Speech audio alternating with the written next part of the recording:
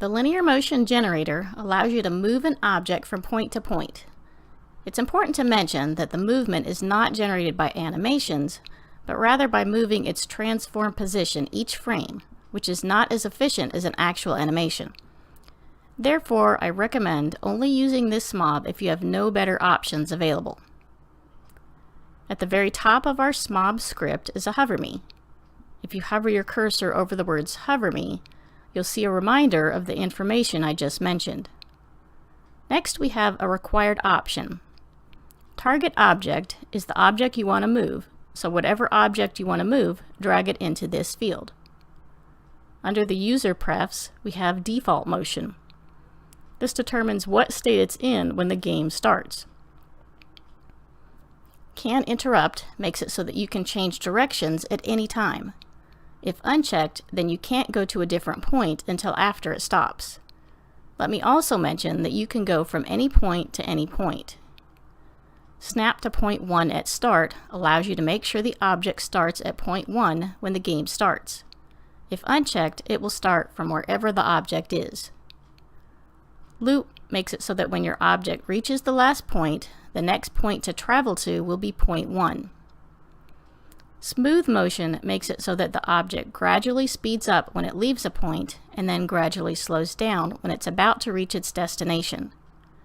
The smoothing is determined by the smooth motion curve right above the event section. If you happen to accidentally mess the curve up, just click on the curve and a dialog box will appear. Just click on the far right curve at the bottom and it will be back to normal. Underneath our smooth motion option is orient with path.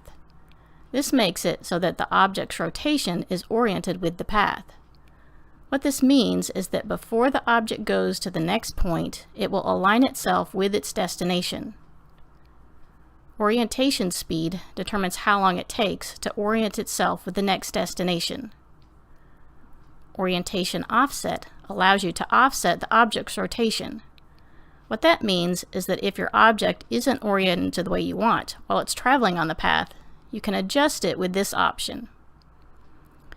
Rotate Y only makes it so that if you have the Orient with Path option checked, your object's X and Z axis will remain locked at 0, and only its Y axis will be able to rotate. Reset after final destination does just what it says. When it reaches the last point, the object will reset back to the beginning. The next option is optional. If you want your object to face toward an object, then drag the object you want it to face into this field. Point 1 location through point 5 location are the destinations you plan on using. You don't have to use all 5 though. Just drag the objects you want to use for destinations into these fields. Point 1 speed through point 5 speed determines how quickly the object travels to each point destination. Action at point 1 through action at point 5 determines what happens each time a destination is reached. The choices are none, pause, and continue. We already talked about the smooth motion curve, so let's go right to the events. Let's go through the trigger events. Motion started happens anytime motion is started, meaning anytime the object starts traveling toward a destination.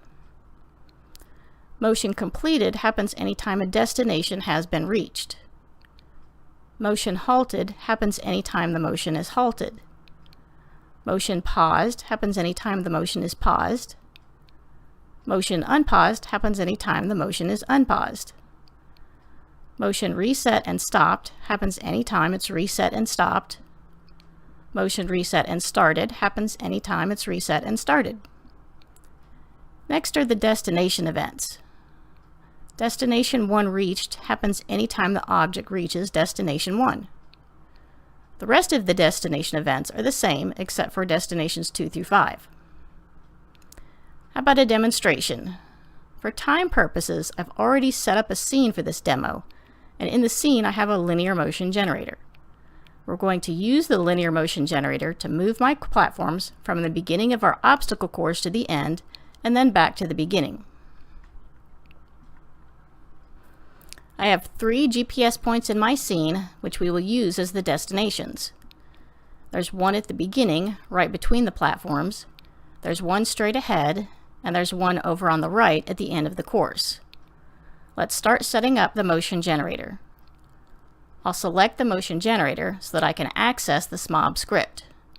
Since we're going to be moving the platforms, I'll drag the platform's object to the required target object field. Now our motion generator will control the platform's movement.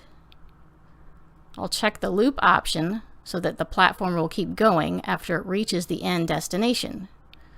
I'll also check the smooth motion option so that our platform will ease in and out of its destinations. I'll check Orient with Path so that our platforms remain side by side, and I'll check the Rotate Y Only option to ensure that our platforms stay flat and only spin around the Y-axis. I'll leave all the other options as they are. Let's define our destinations. I'll drag GPS point 01 to the point 1 location field. I'll drag GPS point 02 to the point 2 location field. Then I'll drag GPS point 03 to the point 3 location field. Since I want the platform to come back after it's reached the last GPS point, I'll drag GPS point 02 to the point 4 location field. Since we have the loop option turned on, we don't have to drag GPS point 01 to the point 5 location field. Once point 4 is reached, it will then go to point 1 and start all over again. I'll leave the point speeds as they are, but I want to change the actions for point 1, 2, 3, and 4 to continue. This will keep our platforms moving from destination to destination, which is exactly what I want. Once I have all the actions set to continuous, we're ready to test it out. Let's click on the play button and see if our platforms are working now.